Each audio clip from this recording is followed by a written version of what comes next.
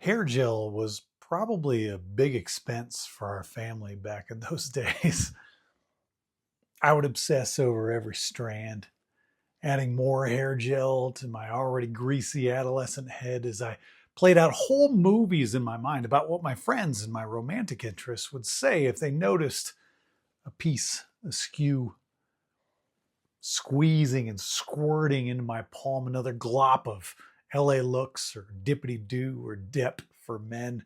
Or if I was desperate, I'd sneak some of my mom's hair mousse more and more until my blonde frock was helmet like, sure to impress the girls and be the envy of all the fellas. But upon reflection, many years later, nobody ever mentioned anything.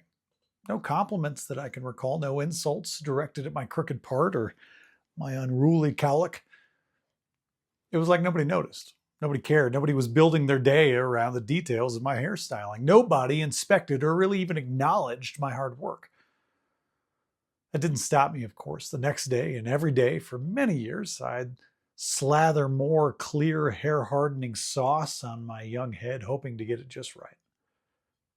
I was remembering all that hair gel recently as I was considering the difference between surface connections and sacred connections.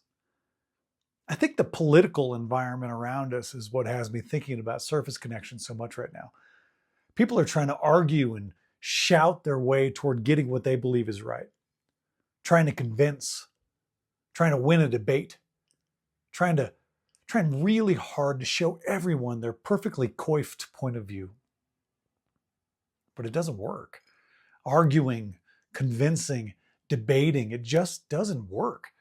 The surface is not where real change happens. Arguments that live on the surface are no more impressive than another squirt of hair gel squeezed on an already shiny teenage mane that nobody's going to notice anyway. The soul, the spirit, the sacred depths, these are the only places where transformation is possible. In his book, Out of Solitude, Henry Nouwen wrote this: when we honestly ask ourselves which person in our lives means the most to us, we often find that it is those who, instead of giving advice, solutions, or cures, have chosen rather to share our pain and touch our wounds with a warm and tender hand. Our surface connections are not what fill our souls. Advice, recommendations, arguing, debating, these are not the path to sacred connection. These roads do not lead to our souls. These approaches live on the surface like bad hair gel and teenage hairdos, hardening and stiffening until they're washed away by tomorrow's shampoo. Nobody really notices or cares about my surface level engagement, just as nobody really cared about the slick back wave I was trying to create on my head as a young man. Did you know that if you squeezed an entire tube of like 80s hair gel onto a perfectly calm crystal blue lake, the gel would just float there on the surface? The oil and water won't mix. It'll just float on top and fail to penetrate the depths of the beautiful deep blue water. Of course, that might not be true. I never actually tried it, and I have no idea if it is scientifically accurate. But for the purpose of this, mixed metaphor, just go with it.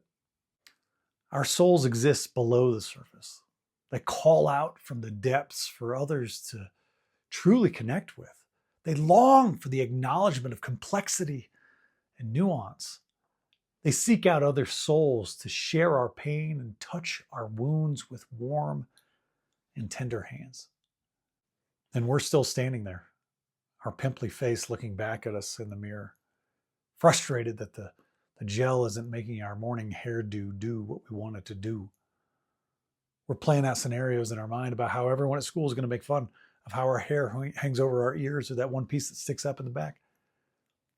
And all those people we're worried about are also at home staring at their own pimply faces in the mirror, doing their own hairdo, worried about what we'll think. Round and round we go, right on the surface, missing each other over and over, never realizing that nobody's looking at our hair. Here's a little prayer.